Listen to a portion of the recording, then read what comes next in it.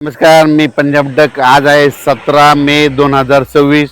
मी आलो आहे आर्णीमध्ये. हे यवतमाळ जिल्ह्यामध्ये, विदर्भामध्ये हे आर्णी तालुका आहे आणि आर्णी या ठिकाणी आलो आहे. आणि पाहू शकता हे यांचं उन्हाळी हे पीक आहे हायब्रिड. तर हे हायब्रिडचं उन्हाळी पीक असल्यामुळं आणि यवतमाळ जिल्ह्यामध्ये विदर्भात आहे, म्हणून खास करून विदर्भातल्या शेतकऱ्याला सांगणार आहे की तुमच्या इकडं मान्सूनपूर्व पाऊस कधी येणार आणि मोसमी पाऊस कधी येणार. तर आज आहे 17 मे 2026. तर सर्वप्रथम विदर्भातल्या सर्व शेतकऱ्याला सांगू इच्छितो की अचानक पाऊस कंप्लीट 21 दिवस राहिलेला आहे. तुम्ही काय करा, शेतीचे कामे करून घ्या, कारण की 21 दिवस पाऊस राहिला आहे. तर तुम्हाला एक सांगू इच्छितो, मान्सून पूर्व पाऊस तुमच्या इकडं म्हणजे तुमच्या विदर्भाकडं, पूर्व विदर्भ आणि पश्चिम विदर्भाकडं. मी आता सध्या आहे आर्णीमध्ये. आर्णी यवतमाळ जिल्ह्यामध्ये आर्णी तालुका आहे. तर तुमच्या इकडं तुम्हाला सांगू इच्छितो 27, 28, 29, 30, 31च्या दरम्यान मान्सून पूर्व पाऊस येणार आहे, म्हणून हा अंदाज विदर्भातल्या शेतकऱ्यांनी लक्षात घ्यायचा. विदर्भातल्या सर्व शेतकऱ्याला सांगू इच्छितो की तुम्ही शेतीची कामे करून घ्या. आज विशेष म्हणजे आज 17 तारखेला 17 मेला अंदमान बेटाव मान्सून आलेला आहे. म्हणजे अंदमान बेटावर 17 मेला मान्सून आला. तिथून कंप्लीट 10 दिवस केरळला यायला लागतात. मग 10 दिवस म्हणजे 26 तारखेला तो केरळ येईल आणि त्याच्यानंतर 5 ते 7 मध्ये 7 जूनपर्यंत म्हणजे महाराष्ट्रात पाऊस दाखल होऊ शकतो. म्हणून हा अंदाज विदर्भातल्या शेतकऱ्यांनी लक्षात द्यायचा आणि आपण आपल्या शेतीची कामे करून घ्यायची.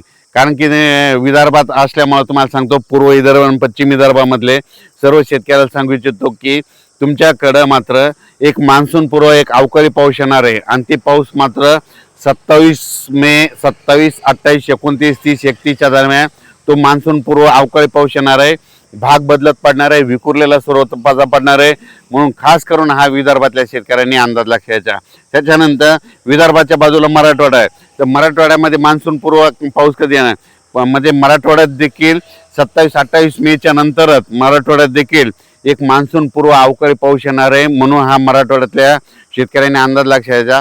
मराठवाड्यातल्या सर्व शेतकऱ्याला सांगू इच्छितो की अचानक कंप्लीट 21 दिवस पाऊस राहिलेला आहे. तर तुम्ही काय करा, शेतीची कामे करून घ्या. त्याच्यानंतर तुम्हाला सांगू इच्छितो उत्तर महाराष्ट्रातल्या देखील शेतकऱ्याला सांगू इच्छितो की तुम्ही काय करा, अचानक पाऊस कंप्लीट 21 दिवस राहिलेला आहे. तुम्ही जवळपास म्हणजे 21 दिवसापर्यंत तुम्ही तुमची शेतीची कामे करून घ्या. कारण की उत्तर महाराष्ट्रात देखील म्हणजे 27, 28, 29 म्हणजे मेच्या शेवटच्या आठवड्यात चांगला एक मान्सून पूर्व अवकाळी पाऊस येणार आहे आणि त्यामध्ये तुमची शेतीची कामे होणार आहे. पण या पावसामध्ये विजेचं प्रमाण जास्त असल्यामुळे शेतकऱ्यांनी शेतीचे कामे करत असताना आपली स्वतःची काळजी घ्यायची, झाडाखाली थांबायचं नाही.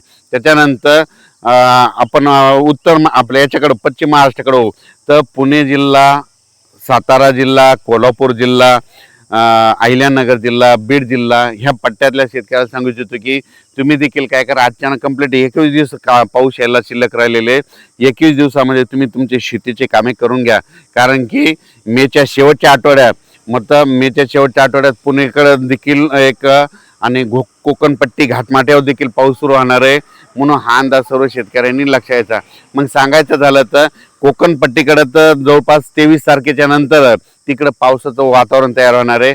म्हणजे कोकणपट्टी, सातारा, कोल्हापूर, सांगली हे पट्टा, त्याच्यानंतर अहिल्यानगरकडं 24 तारखेच्या नंतर तिकडं वातावरण बदलायला सुरुवात होईल.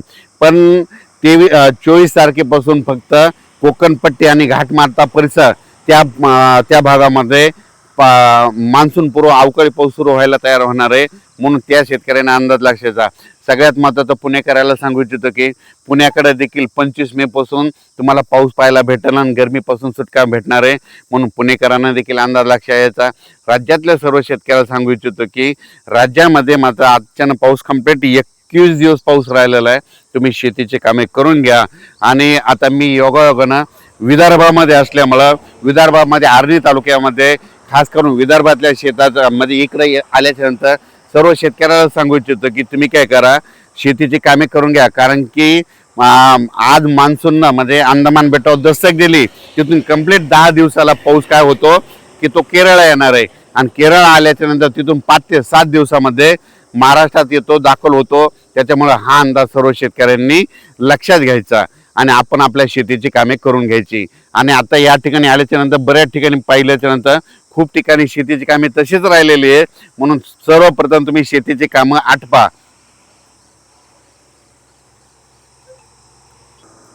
परत एकदा विदर्भात असल्यामुळं पूर्व विदर्भ आणि पश्चिममध्ये 11 जिल्ह्यात ते वर्धा, नागपूर, भंडारा, गोंदिया, चंद्रपूर, यवतमाळ, वाशिम, हिंगोली, अकोला, अमरावती, बुलढाणा त्या शेतकऱ्याला सांगू इच्छितो अचानक कंप्लीट 21 दिवस पाऊस शिल्लक राहिलेला आहे. 21 दिवसामध्ये तुम्ही तुमच्या शेतीचे कामे करून घ्या. त्याच्यानंतर मेच्या शेवटच्या आठवड्यामध्ये 27-28 मेच्या नंतर एक मान्सूनपूर्व अवकाळी पाऊस येणार आहे. त्यामध्ये तुमच्या शेतीचे मशागत तयार होतील आणि 6-7 जूनमध्ये मान्सून येण्यासाठी पोषक वातावरण तयार झालेलं आहे. म्हणून आपण आपल्या शेतीची कामे करून घ्यावी. अचानक वातावरण बदल झाला तर लगेच एक मेसेज दिला जाईल. धन्यवाद.